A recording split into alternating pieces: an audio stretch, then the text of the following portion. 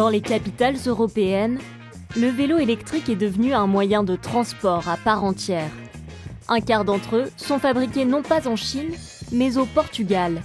Ici, au sud de Porto, l'entreprise Unibike est flambant neuve. La région abrite plus d'une soixantaine d'usines d'assemblage comme celle-ci. À sa tête, Sergio travaille dans l'industrie du vélo depuis 20 ans. C'est la première fois qu'il voit la demande exploser ainsi. Avec la pandémie, il y a eu une prise de conscience. Les gens voulaient un moyen de transport écologique. On a doublé de personnel en l'espace de quelques mois. À présent, on est 100. Une progression si rapide que trouver du personnel qualifié est devenu un défi. Bonjour Anna. Depuis combien de temps travailles-tu ici? 5 mois. Ayant terminé son contrat en plein rebond de la pandémie, Anna craignait pourtant de se retrouver au chômage. J'étais désespérée, mais finalement dans ce secteur, tout va très vite car il y a du travail. En 2 jours après l'envoi de mon CV, ils m'ont appelé, m'ont reçu et j'ai commencé dans la foulée.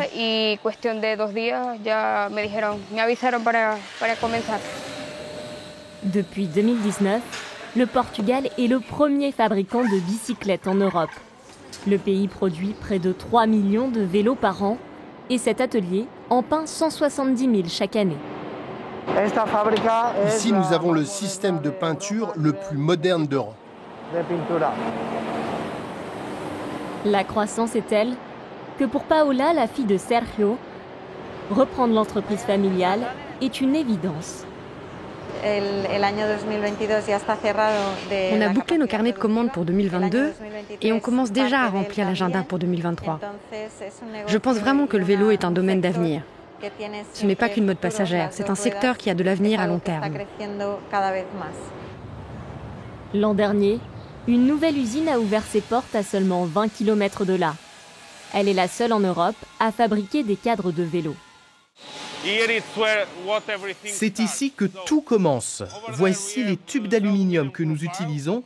Toute notre matière première provient du Portugal. Du 100% local, qui est la raison même de la création de cette entreprise. C'était une demande du marché européen. Nos clients nous ont demandé pourquoi on ne fabriquait pas nos propres cadres, car avant, tout provenait à 100% d'Asie. Et c'est ainsi qu'on a commencé. L'industrie du vélo est en train de revenir sur le sol européen. Cette usine mise avant tout sur la robotisation pour répondre à la demande croissante du secteur. Ce bâtiment a coûté 30 millions d'euros. Avec cette qualité, avec toutes ces technologies et un temps de livraison plus court, oui, nous sommes compétitifs. Et nous sommes capables d'être compétitifs avec n'importe quel pays du monde.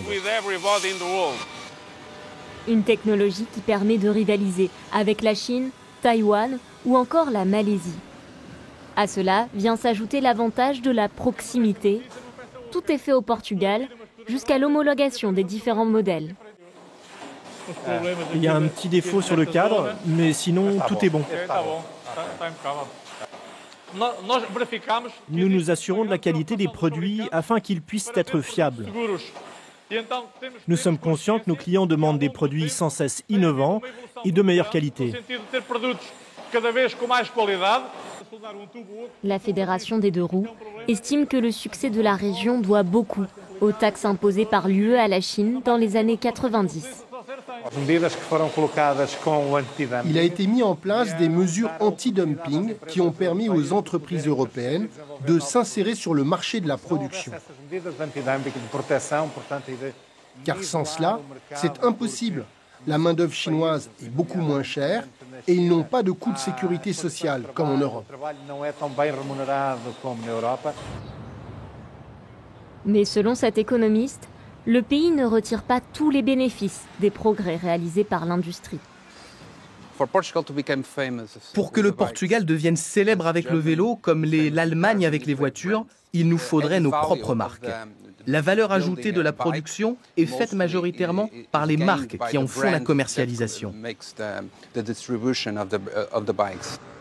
Une plus-value réalisée par ses voisins européens. Le Portugal travaille à 90% pour des enseignes étrangères.